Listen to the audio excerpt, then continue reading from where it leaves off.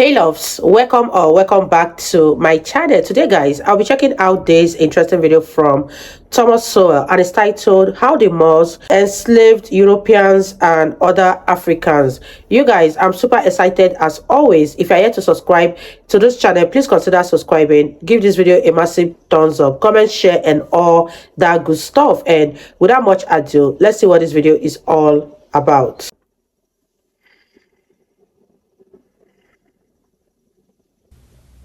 Many who are selectively indignant about the immorality of slavery in American society or in Western civilization do not merely pass over in silence the larger-scale slavery in other parts of the world, but sometimes even attempt to apologize for the latter.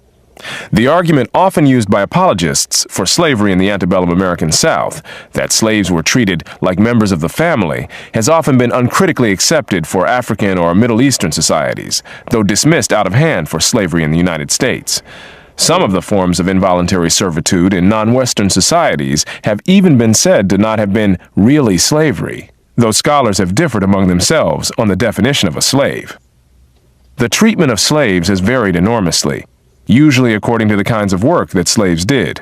Around the world, plantation slaves have been almost universally treated worse than slaves used as domestic servants, for example. Given that plantation slavery was more common in the Western Hemisphere than in the Ottoman Empire, where slaves were more likely to be domestic servants, an argument could be made that the treatment of slaves in some societies was in general worse than in others. However, the high mortality rates and low reproduction rates of slaves in the Islamic countries should caution against accepting self-serving arguments that slaves were treated like members of the family in that part of the world, any more than in the American South. The absence of a critical literature or an anti-slavery movement outside the West left the abuses of slaves in non-Western countries without the kind of exposure or denunciation that such abuses provoked in European and European offshoot societies. Even so, terrible mortality rates were known to exist among slaves in Egyptian salt mines or among slaves in Iraq. For all the domestic slavery of Africa, there were also slave plantations in East Africa and on the island of Zanzibar. Europeans enslaved by North Africans were often used as galley slaves, which could be killing work. But slaves or former slaves in non-Western countries did not have an audience for stories of their oppressions comparable to that of slaves or former slaves in the United States, where the experiences of Frederick Douglass and other former slaves were widely publicized outside the South. The lone exception would be the narratives of European slaves in North Africa after they were ransomed or escaped back to Europe, or the stories told by the smaller number of Americans who were enslaved in North Africa and then rescued by the U.S. Navy in the early 19th century. But the audiences for their stories were in the West, not in the Islamic countries where they had been enslaved. Moreover, the stories of white slaves in the Islamic world were of interest only in the West of their time, not in the West of our time, when such experiences are largely passed over in silence, like other historical facts that do not fit today's visions and agendas.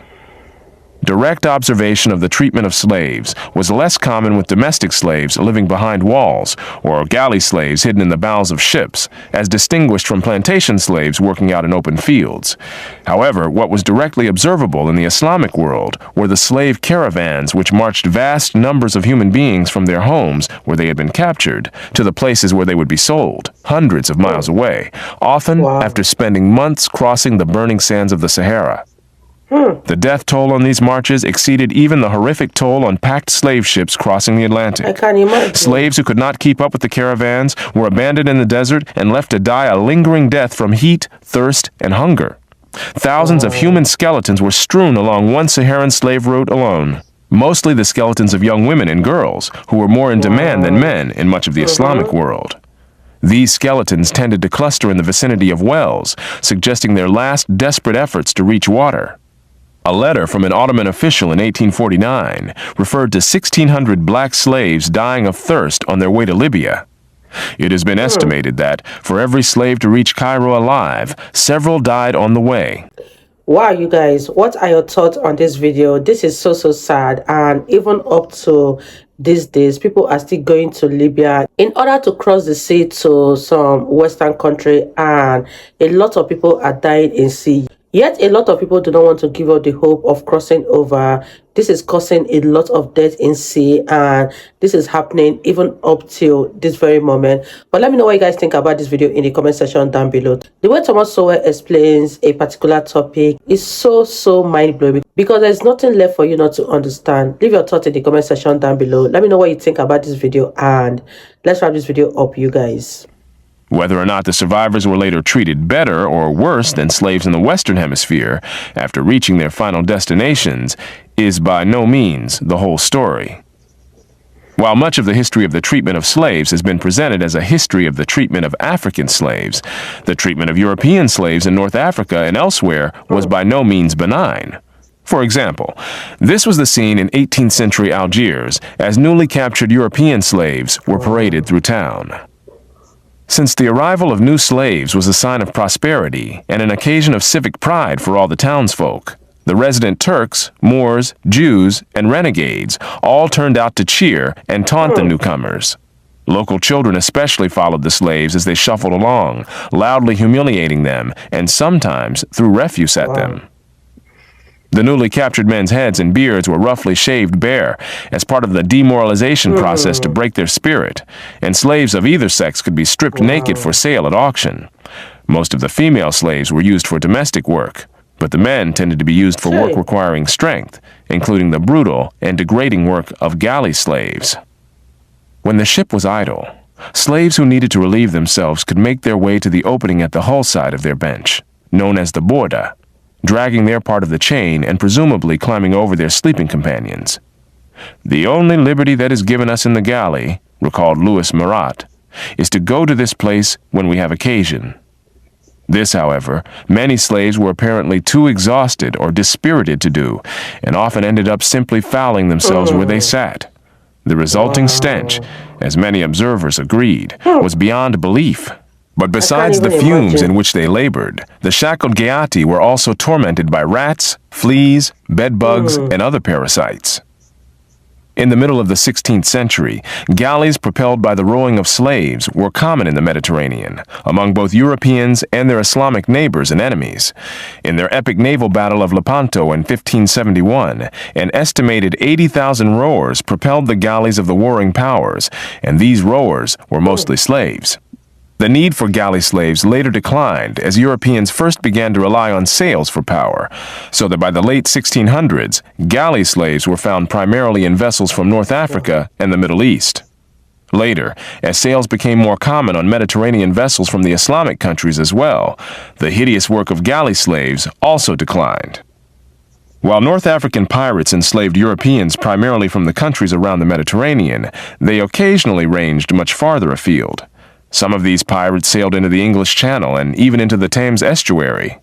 A 17th century British parliamentary report said, "The fishermen are afraid to put to sea, and we are forced to keep continual watch on all our coasts."